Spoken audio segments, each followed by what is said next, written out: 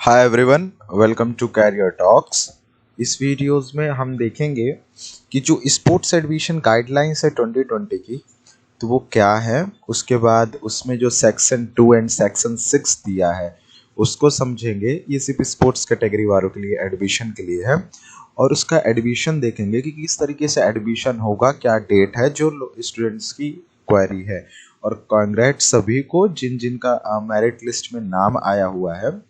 अब जो रैंकिंग आई हुई है मैं उसके बारे में भी डिस्कस करूंगा। बहुत स्टूडेंट्स को कंफ्यूजन होगा कि सर मेरी रैंकिंग भी 63 या फिर 64 है, उसकी भी 64 है, उसकी भी 64 है, तो वहाँ पर क्या होगा। ओके, तो चलो सबसे पहले मैं स्पोर्ट्स एडमिशन गाइडलाइन की बात करता हूँ। यहाँ पर लिखा हुआ स्पोर्ट्स एडमिशन गाइडलाइन 2020, इस पर आप क्लिक करेंगे तो देन ये पेज खुल जाएगा। आई थिंक ये वाला पेज। ओके, अब देखिए यहाँ पर मैं पूरा पहले आपको नोटिस पूरा बता देता हूँ कि पूरा नोटिस कह क्या रहा है। ओके, तो सबसे पहले नोटिस क्या कह रहा है कि University of Delhi conducted a centralized sports admission process on 2021 and on the basis of evaluation marking of merit या फिर slash participation sports certificate only. तो आपने जो सर्टिफिकेट अपलोड किया था उसके अकॉर्डिंग आपको उसको इवेल्युएट करके मार्क्स दिया गया। इस साल ट्रायल नहीं हुआ ड्यू टू कोविड-19। ठीक है, ये पहले पॉइंट में दिया गया। दूसरे पॉइंट में क्या दिया हुआ है, admission to UG courses on the basis of sport is available for only merit based. Okay, जो एंट्रेंस दिए हुए हैं, जिन कोर्सेज के लिए एंट्रेंस हुआ है उस पर आप अप्लाई नहीं कर सकते हैं। स्पोर्ट्स कोटा में only for merit based UG courses के लिए आप वहां पर अप्लाई कर सकते हैं। ओके, जिन कोर्सेज का एंट्रेंस हुआ था उन कोर्सेज पे आप अप्लाई नहीं कर सकते। मैं आपको यहाँ पर क्लियर कर दूं, यहाँ पर साफ साफ लिखा हुआ है कि on the basis of sports is available only for merit based UG courses. Okay, जो कोर्सेज मेरिट बेस्ड ऑफर कर रहे थे, जो मेरिट बेस्ड ऑफर हो रहा था, उन्हीं कोर्सेज में आप अप्लाई कर सकते हैं। ओके, जो आपकी मेरिट आई है। ठीक है, अब मैं थर्ड पॉइंट बता देता हूँ। Allotment of college and courses to eligible applicants on the basis of sport shall be done in a centralized manner by the university through centralized sports merit list। Okay, जिन जिन का नाम आया हुआ है स्पोर्ट्स मेरिट लिस्ट में उन्हीं उन्हीं का वही अप्लाई कर सकते हैं कॉलेजेस के लिए, अदरवाइज और कोई नहीं कर सकता।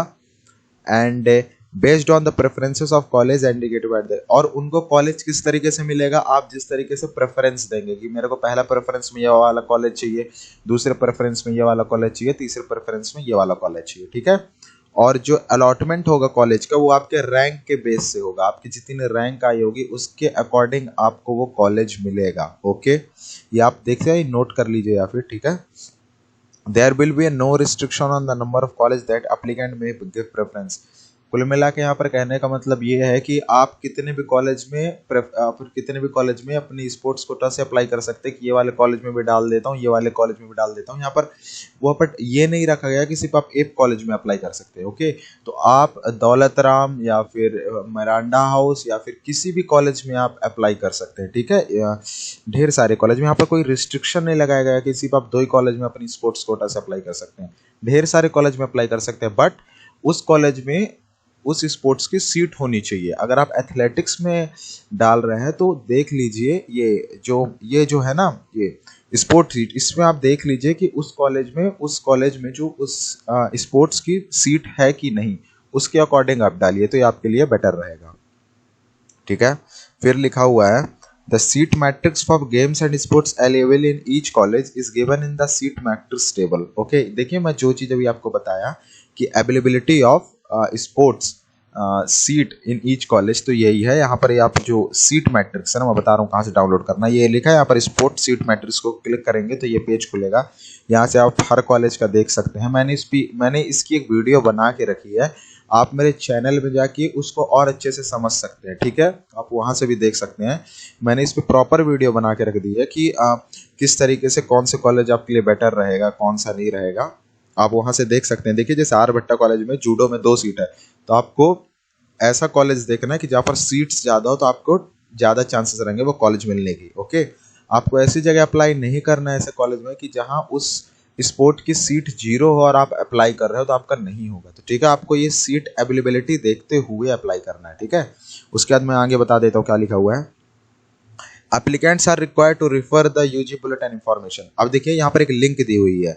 यहाँ पर यह कह रहा है कि एप्लीकेंट्स को एक बार हमारा जो बुलेटिन पेज है, अंडर ग्रेजुएशन का बुलेटिन पेज है, आप उसको एक बार देख लीजिए। एलिजिबिलिटी क्राइटेरिया देख लीजिए कि आप कितने मार्क्स होने चाहिए, क्या होना चाहिए for to get admission in different courses. Okay, तो ये जो है ना यहाँ पर फॉर एलिजिबिलिटी क्राइटेरिया कहाँ देखनी है, section 2 and section 6 of the bulletin page. तो जो सेक्शन 2 और सेक्शन 6 है ना यहाँ पर बुलेटिन पेज, ये आपको बताऊंगा। प्लीज पहले मैं इसको कंप्लीट कर लेता हूँ, उसके बाद मैं आपको बता दूंगा कि सेक्शन 2 और सेक्शन 6 पेज में क्या दिया हुआ है। ठीक है, अभी मैं पहले इसको कंप्लीट कर देता हूँ। अब आगे देखिए, 7वें नंबर पॉइंट पे क्या लिखा हुआ है, all the declared eligible applicants for the admission on the basis of sports are required to give their preference for all college and relevant courses on their dashboard at TU admission portal on the guidelines pointed on #3 and #6 above। तो ऊपर देखिए #3 and 6 में क्या लिखा हुआ है, यहाँ पर एक 6 पॉइंट आउट कर रहा है और एक 3 पॉइंट आउट कर रहा है। ओके, तो इसका मतलब ये है कि आप कॉलेज की अवेलेबिलिटी को देखते हुए कि कहाँ पर क्या सीट है, कहाँ पर नहीं है, उसके अकॉर्डिंग आप अप्लाई करिएगा। मैं आपको फिर से बता रहा हूँ, आप ऐसा मत करिएगा कि जहाँ आप एथलेटिक्स में डाल रहे हो और उस कॉलेज में एथलेटिक्स की सीट ही ना हो तो आप उधर अप्लाई मत करिएगा, नहीं तो आपके ये नहीं होगा वहाँ एडमिशन। ठीक है, मैं फिर से कह रहा हूँ, आप प्लीज़ अच्छे से देख लीजिए। अगर कोई भी आपको कोई भी क्वेरी है तो प्लीज़ मेरे चैनल पे आप कमेंट कर दीजिए, मैं आपको अच्छे तरीके से उसे समझा दूंगा। आप गलती मत करिएगा कोई चीज़ की। ठीक है, आगे देखिए, मैं आपको आगे बताता हूँ फिर क्या लिखा हुआ है इसमें। लास्ट डेट, अब देखिए डैशबोर्ड यहाँ पर लिखा हुआ है, देखिए, और आपको एक चांस मिलेगा रजिस्टर करने के लिए। You the sport merit list will be given only one chance to register their preference. याद रखिए, आपको सिर्फ एक चांस मिलेगा प्रेफरेंस रजिस्टर करने का। उसके बाद जैसे आप सोचे कि यार मैं एक काम करता हूँ कि इसके बाद ये कॉलेज डाल देता हूँ, ये कॉलेज नहीं मिलेगा, आपको सिर्फ एक प्रेफरेंस मिलेगा। तो प्लीज़ आप ये फॉर्म है आराम से भरिएगा और प्रेफरेंस एक बार आप देख लीजिएगा कि अच्छा इसमें डाल देता हूँ, फिर इसमें डाल देता, क्योंकि आपको दोबारा एडिट करने का फॉर्म नहीं मिलेगा। तो आप इसे ध्यान रखिएगा। ठीक है, अब मैं डेट की बात बता देता हूँ। स्टूडेंट्स ने मेरे 2-3 कमेंट आए मेरे पे, उस कमेंट से रिलेटेड क्या था कि सर स्टार्ट कब से होगा allotment of course in college. तो देखिए 12 दिसंबर 2020 से 15 दिसंबर तक ये आप अप्लाई कर सकते हैं। तो ठीक है, तो 12 दिसंबर को लिंक आ जाएगी, देन आप अप्लाई कर सकते हैं कि मेरे को कौन कौन से कॉलेज में प्रेफरेंस डालना है। और इसका रिजल्ट कब आएगा, 19 दिसंबर को। ठीक है, इसका रिजल्ट आएगा 19 दिसंबर 2020 को। यूजी एडमिशन पोर्टल में इसकी लिस्ट आ जाएगी, डिस्प्ले हो जाएगी कि इस पर लिस्ट क्या डिस्प्ले हो जाएगी, किस किस का कौन से कॉलेज में हो गया है। और जैसे उस कॉलेज में होगा देन आपको क्या करना है, 23 दिसंबर को आपको उस कॉलेज पे आपके डॉक्यूमेंट्स को जमा करना है और बाकी जो डिटेल्स है उस कॉलेज को देनी है आपको। ठीक है, ओके, देन अब मैं 10th पॉइंट आपको बता देता हूँ।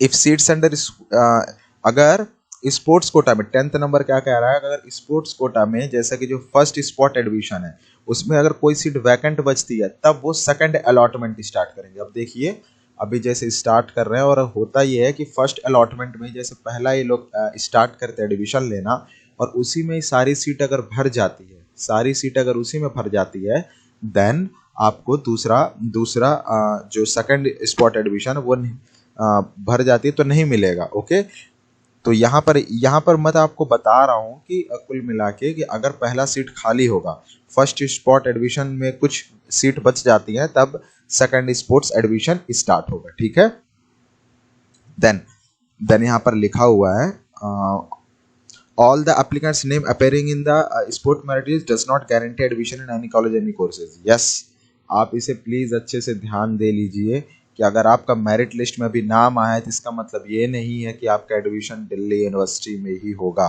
मैं आपको क्लियर कर दूं यहाँ पर, all the applicants name appearing in the centralised sports merit list does not guarantee admission in any college और एनी कोर्स। इसका मतलब ये है कि जब तक आपको प्रेफरेंस देने के बाद कॉलेज नहीं मिल जाता तब तक आपके पास पूरे चांस है कि आपका ना हो। ठीक है, यह बात मैं आपको अभी से क्लियर कर देता हूँ। आप यहाँ से देख सकते हैं कि centralised merit list does not guarantee admission in any college और एनी कोर्सेज। ठीक है, तो प्लीज़ इसे आप ध्यान रखिएगा। The admission of the applicant subjected to fulfilment, अगर आपकी फिर पहला पॉइंट ये है कि गारंटी नहीं देता, अगर आपके स्पोर्ट लिस्ट में आ गया तो आपका एडमिशन गारंटी है, जब तक आपको कॉलेज को अलॉट नहीं हो जाता तब तक गारंटी नहीं है। दूसरी बात, आपको अपनी एलिजिबिलिटी क्राइटेरिया उसमें देखनी है। हैं। ओके, ये मैं आपको बता दूंगा एलिजिबिलिटी क्राइटेरिया क्या है, वो कहाँ पर दी हुई है, section 2 and section 6 of UG bulletin information, वो मैं आपको बताऊंगा अभी थोड़ी देर से, ठीक है। और क्या लिखा हुआ है यहाँ पर लिखा हुआ है कि applicant have the option to choose many college course combination as there is based on the rank. यहाँ पर लिखा हुआ है कि स्टूडेंट है ढेर सारे कॉलेज पे अपना प्रेफरेंस या फिर ढेर सारे कॉलेज में अपना अप्लाई कर सकते हैं with course combination. Course combination मतलब यहाँ पर आप समझ रहे हैं क्या कि इकोनॉमिक्स के साथ अनदर सब्जेक्ट ले लो, ये ले लो, तो कोर्स कॉम्बिनेशन पूछ रहा है, ठीक है। 13 पॉइंट में क्या दिया हुआ है मैं समझा देता हूँ कि अगर आप मान लीजिए उस टाइम तो आप स्पोर्ट्स कोटा लिस्ट में आपका नाम आ गया है, फिर अगर आपका एडमिशन हो जाता है तो जब आप एडमिशन हो जाता है, जब आप डॉक्यूमेंट वेरीफाई करेंगे तो प्लीज़ वो जो डॉक्यूमेंट के लिए स्पोर्ट्स कोटा की जो आप वो देंगे, जो आप जो स्पोर्ट्स कोटा का जो सर्टिफिकेट देंगे वो क्या होना चाहिए, वो क्या होना चाहिए, वो जाली नहीं होना चाहिए, फेक नहीं होना चाहिए, फेक मेरिट नहीं होना चाहिए, नहीं तो आपको 3 साल के लिए उस कॉलेज से debarred from the admission to any college for 3 years। तो आपको इंडिया के कहीं भी कॉलेज में आपको 3 साल तक नहीं मिलेगा admission, and such admission can be cancelled and FIR आप पे रजिस्टर हो सकती है। तो प्लीज़ ऐसा आप फेक वाला मत करिएगा। तो ये थे एडमिशन का गाइडलाइंस जो दिल्ली यूनिवर्सिटी स्पोर्ट्स काउंसिल ने बोली है। अब मैं आपको सेक्शन 2 और सेक्शन 6 बता देता हूँ। सेक्शन 2 में क्या दिया हुआ है, देखिए ये वीडियो थोड़ी लंबी है, अगर आपको अंडरस्टैंड करनी है तो प्लीज़ पूरी वीडियो को देखिएगा। अब देखिए सेकंड 2 नंबर पे क्या दिया हुआ है कि merit based admission to undergraduate courses offered by the university. Okay, अब यहाँ पर वो बोला था ना वहाँ पर कि यहाँ पर लिखा हुआ है ना कि यहाँ पर देखिए मैं आपको बता देता हूँ, यहाँ पर लिखा था कि सेक्शन 2 और सेक्शन 6 में जाके देख लीजिए क्या लिखा है। तो मैं पहले सेक्शन 2 और सेक्शन 6 में जाके बता देता हूँ क्या लिखा हुआ है। सेक्शन 2 में हूँ मैं अभी यूजी बुलेटिन बोर्ड के। सेक्शन 2 में देखिए लिखा हुआ है, पहले क्या बताया हुआ है कि पहले तो बताया हुआ है course wise merit list for merit based UG admission, ठीक है। तो यहाँ पर लिखा हुआ है कि आपके आपके बेस्ट फोर सब्जेक्ट्स यूज किए जाएंगे। अब मैं यहाँ पर आपको क्लियर कर देता हूँ। देखिए अब देखिए यहाँ पर दो लोग के 63 रैंक आए हैं, दोनों का नंबर स्पोर्ट्स कोटा में सेम है। अब वहाँ पर आपके 12th के मार्क्स देखे जाएंगे। In case of A tie between two students 12th के मार्क्स देखे जाएंगे। मैं आपको क्लियर कर दे रहा हूँ कि 12th के मार्क्स मैटर करेंगे। मैं आपको पहले अपने प्रीवियस वीडियोस में भी बता रहा था 12th के मार्क्स मैटर करेंगे। ओके, देन अब यहाँ पर एलिजिबिलिटी क्राइटेरिया के बाद रिलैक्सेशन दिया हुआ है कि किसी को ST SC वाले को 5% का रिलैक्सेशन मिलेगा, OBC वाले को कितना % का रिलैक्सेशन मिलेगा, ठीक है। ये दिया हुआ है सेक्शन 2 में। उसके बाद लैंग्वेज दिया हुआ है, इसमें लैंग्वेज कौन कौन से होंगे, ठीक है। फिर आगे हम लोग ऐसे पढ़ते हैं पूरा। मैं आपको कोई भी पॉइंट छोड़ूंगा नहीं, जो पूरी इंपॉर्टेंट चीज़ें मैं आपको बता देता हूँ। यहाँ पर लिखा हुआ है कि ये देखिए यहाँ पर लिखा हुआ है कि फैकल्टी ऑफ आर्ट्स के लिए क्या चाहिए। अब देखिए एलिजिबिलिटी क्राइटेरिया कहाँ से देख लीजिए। अगर आपको BA ऑनर्स इंग्लिश करना तो यहाँ पर लिखा हुआ था 45% होना ही चाहिए।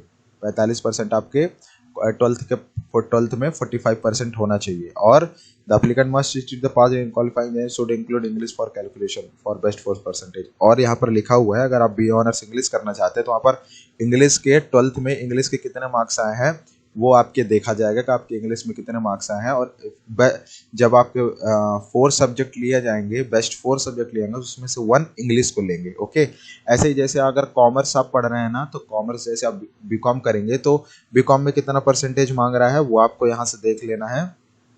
जैसे मैं अभी बढ़ा लेता हूँ, ठीक है। जैसे आपको BCom कर रहे हैं ना, मैं BCom पे चला जाता हूँ। ओके, ऐसे सारे सब्जेक्ट का यहाँ पर मैं अभी स्पेसिफिक सब्जेक्ट का बता रहा हूँ क्योंकि वीडियो और लंबी हो जाएगी अगर मैं हर सब्जेक्ट को डिफाइन करूँ तो। क्योंकि आप आराम से आप देखिए BCom ऑनर्स के लिए मैं आपको बता देता हूँ। BCom ऑनर्स के लिए देखिए यहाँ पर भी 45% मांग रहा है, 12th में होना चाहिए। देन क्या लिखा है कि बिजनेस मैथमेटिक्स या business mathematics equivalent paper as the at the qualifying exam at BCom honours. Okay, तो आपको या तो स्टूडेंट मैथमेटिक्स पढ़ा हो या तो बिजनेस मैथमेटिक्स। ओके, ये आपका होना ही चाहिए। ओके, BCom ऑनर्स के लिए यहाँ पर लिखा हुआ है, देख लीजिए आप। BCom ऑनर्स के लिए लिखा हुआ था कि the applicant must have studies and passed mathematics and business mathematics और / equivalent paper as specified in the appendix 5, 6, 7, 8 eighth appendix में at the qualifying exam for the BCom admission. Okay, और लिखा हुआ है selection set be made on the marks obtained by the qualifying examination including 1 language paper and 3 best subject. तो मैं बोल रहा था ना आपको 4 सब्जेक्ट लेंगे, जो 4 सब्जेक्ट लेंगे उसमें से 1 जो सब्जेक्ट होगा आपका लैंग्वेज लेंगे, और 3 सब्जेक्ट कौन सा लेंगे, मेन कोर्स का आपका लेंगे 12th का। ओके, समझ रहे हो क्या कह रहा हूँ। इसका मतलब ये है कि जैसे आप कॉमर्स के हैं तो आपका बिजनेस, इकोनॉमिक्स एंड अकाउंट लेंगे, और देन एक लैंग्वेज या तो वो इंग्लिश ले सकते हैं या तो हिंदी ले सकते हैं, ठीक है। And 45% more in English in the combination of best three among the, हाँ देखिए यहाँ पर लिखा हो जो मैं आपको कहा कि 45% प्लस हिंदी या इंग्लिश कोई एक सब्जेक्ट लेंगे, और 3 सब्जेक्ट कोई भी ले सकते हैं, वो अकाउंट, इकोनॉमिक्स, बिजनेस और बिजनेस स्टडीज। इसका मतलब ये है कि इन 3 में से जो हाईएस्ट स्कोरिंग मार्क होंगे वो 3 लेंगे, और एक आपका लैंग्वेज का लेंगे, ठीक है। तो ये था हमारे सेक्शन 2 में। आप यहाँ से पूरी क्लियरिटी के साथ देख सकते हैं कि कितने मार्क्स चाहिए था, क्या चाहिए था, ठीक है। तो यहाँ पर सारे सब्जेक्ट का दिया हुआ है, ठीक है। अब देख लीजिए, अब एडमिशन, अब एडमिशन प्रोसेस क्या है स्पोर्ट्स कोटा की बता देता हूँ। एडमिशन प्रोसेस के लिए जैसे 15 को लिंक ऑन हो जाएगी तो आपका क्या क्या लगेगा, 10th-12th का सर्टिफिकेट लगेगा, मतलब 10th-12th का सर्टिफिकेट का मतलब है रिजल्ट लगेगा, देन आपकी टीसी लगेगी, टीसी के साथ उसमें आपके परसेंटेज मैटर करेंगे, और स्पोर्ट्स कोटा का लिस्ट करेगा, एक फोटो लगेगी, यहाँ पर लिखा हुआ है 10th का सर्टिफिकेट, 12th का certificate, self attested copy under sports category वो लगेगा, और एक फोटो आइडेंटिटी कार्ड लगेगी, तो ये आपके एडमिशन टाइम लगेगा, ठीक है। तो ये दिया हुआ है पूरा, किस पे दिया हुआ था, सेक्शन 2 में, ठीक है। अब मैं आपको लेके चलता हूँ सेक्शन 6 में क्या दिया हुआ है, ठीक है। मैं स्क्रॉल कर रहा हूँ, थोड़ा वेट कर लीजिए, मैं सेक्शन 6 का बता देता हूँ क्या दिया हुआ है सेक्शन 6 का। अगर आपको कोई भी डाउट है प्लीज़ मेरे के चैनल पे कमेंट करिए, और please subscribe my channel. If you subscribe, ये हम लोग को जैसे आप सब्सक्राइब करते हैं देन हम भी थोड़ा सा सोचते हैं कि और डाटा कहीं कहीं से लाएं, स्टूडेंट्स को सारी चीज़ें पता चले, तो प्लीज़ सब्सक्राइब अवर चैनल। और अगर आपको वीडियो अच्छी लगी हो तो please press the like and and hit like button. Okay, देखिए अब मैं जाता हूँ 6 नंबर पे आ गया हूँ, 6 नंबर पे आ गया हूँ। 6 नंबर में मैं स्पोर्ट्स कोटा में जाता हूँ, स्पोर्ट्स कोटा में जाता हूँ। ये था, यहाँ पर पहुँच गया मैं स्पोर्ट्स कोटा में। ये देखिए यहाँ पर लिखा है guideline for the admission on the basis of sports quota लिखा है। देखिए ये नोटिस बहुत पुरानी और पहले वाली ये नोटिस है, जिसपे लिखा है कि अप्लीकेंट्स अगर स्पोर्ट्स कोटा में डालना चाहते हैं तो उनको रजिस्टर करना पड़ेगा, वही ये पुरानी चीज़ दी हुई है। तो आपको यहाँ पर कोई चीज़ मतलब नई यहाँ पर नहीं दी हुई है, वही पुरानी चीज़ें जो डाटा पहले लिखा हुआ था इसमें, वो यहाँ पर वही चीज़ दिया हुआ है कि जो जो नेशनल इंटरनेशनल प्लेयर है उनको डायरेक्ट एडमिशन मिलेगा, बाकी लोग को मार्क्स सर्टिफिकेट मिलेंगे, यहाँ पर वो चीज़ दी हुई है। तो आपको 6 में वो पुरानी चीज़ दी हुई है कि आपको ये इन लोग को जैसे IOC, ISF, CGF, इन लोग जो रैंक वाले इनको डायरेक्ट एडमिशन मिलेगा, बाकी लोग को इतने इतने मार्क्स मिलेंगे। ओके ओके, तो ये बात है, बाकी आप इतनी सारी चीज़ें हैं। तो ये था सेक्शन 2, और सेक्शन 6 में आपको कोई भी प्रॉब्लम है तो आप मुझे कमेंट कर सकते हैं। प्लीज़ सीट मैट्रिक्स देखिएगा, सीट मैट्रिक्स अकॉर्डिंग कॉलेज पे अप्लाई करिएगा। Okay, thank you. अगर आपको वीडियो अच्छी लगी प्लीज़ लाइक करिएगा हमारी वीडियो को, और please subscribe our channel to get more info about Delhi university and more other university, ठीक है। Thank you.